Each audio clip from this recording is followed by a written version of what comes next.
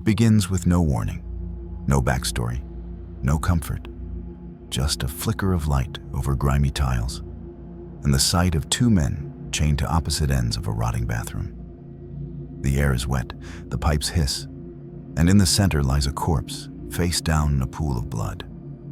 There's no explanation, only panic and a tape recorder that whispers the rules of a sadistic game. The cruelty is obvious. Escape means mutilation. But James Wan doesn't lean on gore alone. The real horror is the quiet between those instructions. The silence forces the audience to sit in the room with them, to feel every inhale, every ragged breath. You're not just watching a trap unfold. You're part of it, imagining the weight of the hacksaw in your own hand. Could you slice through your own flesh? Could you watch someone else fail to do it? That's the infection Saw spreads. Not fear of death, but fear of choice. Wan shoots the space like a cage. His camera doesn't soar or escape. It stays locked, forcing you to stare at mildew-stained walls, shivering pipes, and the sweat dripping off desperate faces. The low budget becomes an ally. Instead of polish, you get grit. Instead of spectacle, you get suffocation. You can almost smell the mold in the air, taste the rust in the water, feel the ache in your bones from being chained too long. And then there are the traps. Mechanical nightmares, yes, but they're more than gore engines.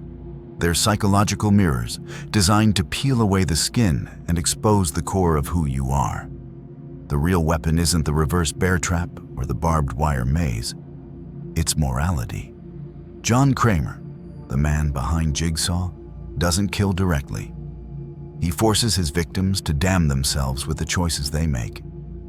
Every blade is also a question, every lock a judgment. That's why Saw struck a nerve.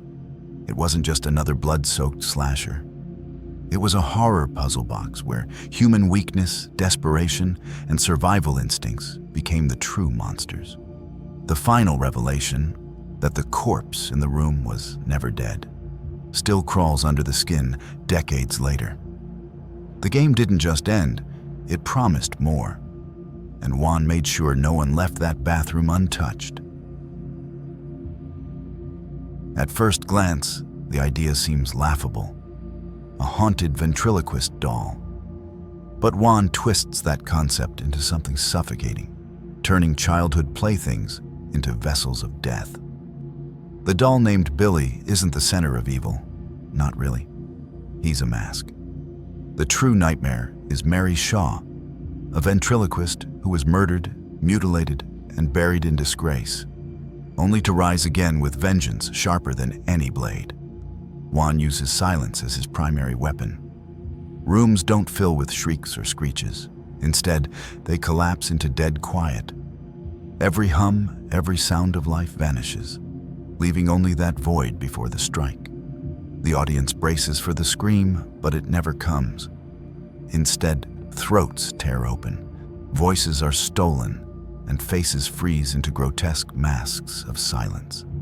It's horror that makes you lean forward, straining to hear what isn't there, only to be punished for listening.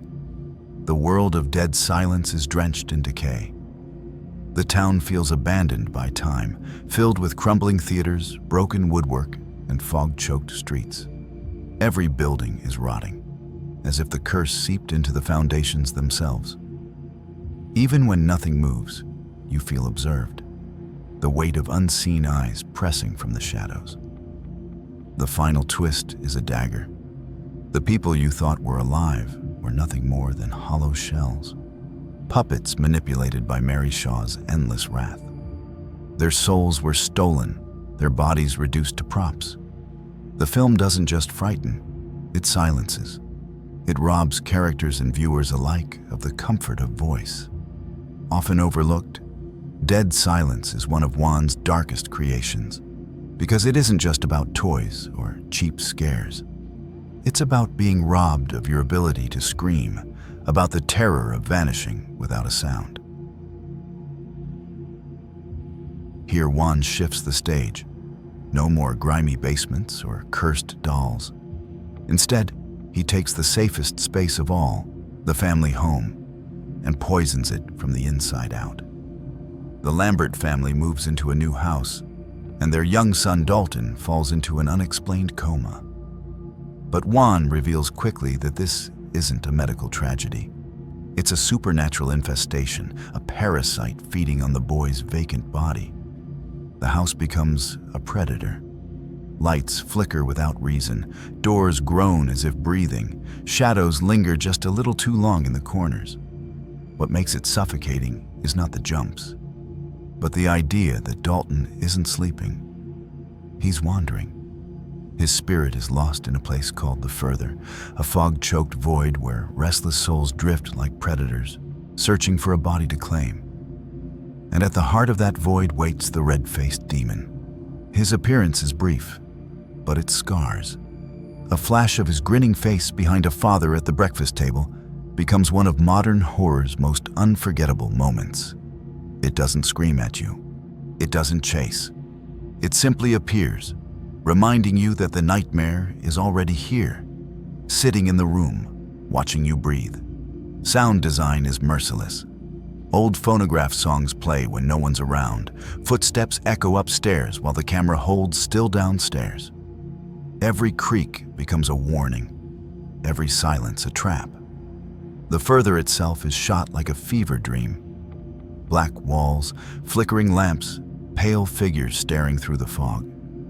Unlike Saw, where the terror was physical, Insidious aims for something deeper: the violation of family. A child's body turned into an open doorway, parents helpless as unseen forces try to steal him. Even when Dalton is pulled back, the victory feels poisoned, because Juan's final reveal shows the infection never left. Insidious suffocates slowly. It doesn't let you run. It just closes the walls tighter, stealing breath by breath until even daylight feels dangerous. The sequel doesn't heal. It fractures deeper. The Lamberts escaped the first haunting, but the shadows never left. Josh returned from the Further, though something else returned with him. His voice carries a strange cadence, his smile too fixed, his gaze lingering in ways that make his wife and children shiver. The father they wanted back is in the house, but the man inside isn't him anymore. Time begins to unravel. Doors open to events they've already lived, but skewed. Scenes replay from other angles, revealing truths that were always hidden. Whispers from decades past bleed into the present. The haunting reveals itself not as a single wound, but a generational infection. The walls of their home bend like a maze, looping them back into nightmares they thought they'd survived. And at the center stands the bride in black. Tall, pale, draped in her veil, she doesn't rush or roar. She waits. She consumes. Her obsession with Josh deepens, bleeding through him until love twists into menace. His touch grows threatening, his protection turns predatory. The terror is no longer just in the shadows. It's at the dinner table, wearing the face of the man meant to keep them safe. The climax erupts when Renai realizes the truth. Josh isn't Josh anymore. The house becomes a battlefield, the walls echoing with voices from both the living and the dead. Doors slam shut, spirits close in, and the family must wrench Josh's soul free before the bride in black consumes him forever. The entity retreats, but the cost is clear. Their home is cracked, their safety gone. Once you've opened the door to the Further, it never closes again. You can fight it back, but you'll always feel it breathing on the other side. If these stories already have your skin crawling, stay with us. We go deeper into the shadows, tearing apart the horrors that still haunt long after the credits roll. Don't slip away. Like and subscribe now, because the next nightmare is already waiting in the dark. This story could have drowned in haunted house cliches. A family moves into a quiet farmhouse, the walls groaning with age, the halls filled with drafts. But the illusion of safety doesn't last. From the first night, The house feels inhabited by something older and hungrier than the pair owns. The camera doesn't sit still. It prowls. It floats through rooms like an unseen figure, tilting its head, peering around corners. You don't watch the Perrons from a safe distance. You watch them the way a ghost would. That's the suffocating trick.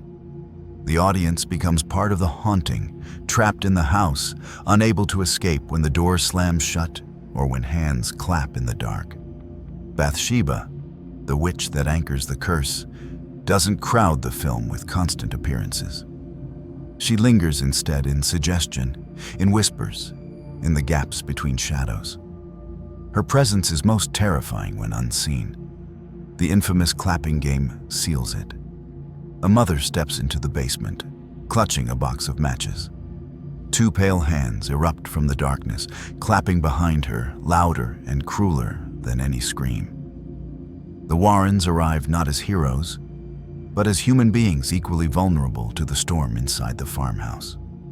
Their faith cracks under pressure. Their confidence bends when the walls shake and the air screams. By the time the exorcism unfolds, the house is a war zone. Furniture splinters, voices howl, and a mother becomes a weapon against her own children.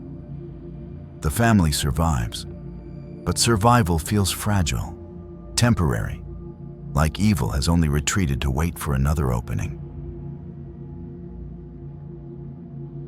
The setting shifts to London, but the terror is sharper, meaner. The Hodgson family clings to a crooked home where every wall leaks and every floorboard groans. This haunting doesn't just rattle doors or scatter objects, it speaks. The Enfield poltergeist taunts the family, using a young girl's body as its mouthpiece. Through her lips, the voice of a broken old man grinds out warnings. The sound is gravel, jagged and absolute. You don't belong here, and there's no doubting it. The words feel like chains wrapping around the family, daring anyone to stay. Then comes Valak, the demon nun with hollow eyes and a mouth curved in mockery. She doesn't lunge or scream. She waits. She stares from a painting on the wall. She glides in the shadows, watching, patient. Her face is unforgettable, burned into memory long after the credits. The tension builds toward a finale that feels like a trial by fire. Lorraine Warren confronts Valak not with weapons, but with something more dangerous: recognition. By speaking the demon's name aloud, she rips its disguise away, forcing it into the open. The battle ends, but the house remains poisoned, its history too soaked in fear to ever be clean again. Victory feels thin, like a bandage placed over a wound that will never heal. Some stories break every expectation, and this one rips through them with a scream. Madison, a woman tormented by visions of brutal murders, believes she's cursed by a haunting. The images come sharp and surreal, twisting reality like a fever dream. But the truth is worse. The killer isn't an outsider. It's inside.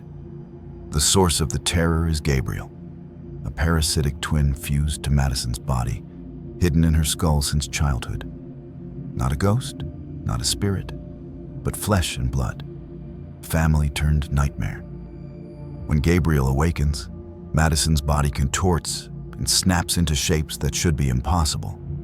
Limbs twist backward, bones bend, movements unfold in jagged reverse. Watching a fight scene becomes like watching a nightmare filmed through a broken mirror, wrong in every possible way. The police station massacre is the story's most grotesque crescendo. Lights explode, bodies crash against walls, blades carve through flesh with mechanical speed. It isn't just horror anymore. It's carnage staged like a performance. Part giallo fever dream, part operatic slaughter. Some audiences laughed in disbelief, others recoiled in disgust. That's the point. Malignant doesn't ask for comfort. It drags horror into unfamiliar territory, a grotesque carnival of body horror and sibling hatred. Gabriel is not just a monster. He's blood, bone, and betrayal stitched into one malignant form. James Wan's horror doesn't end. It waits. Every frame he creates leaves something behind, a shadow you can't burn away. His films are proof that the dark always finds a way back. For more horror content, like and subscribe, and step further into the places where fear doesn't fade. It only grows sharper in the silence.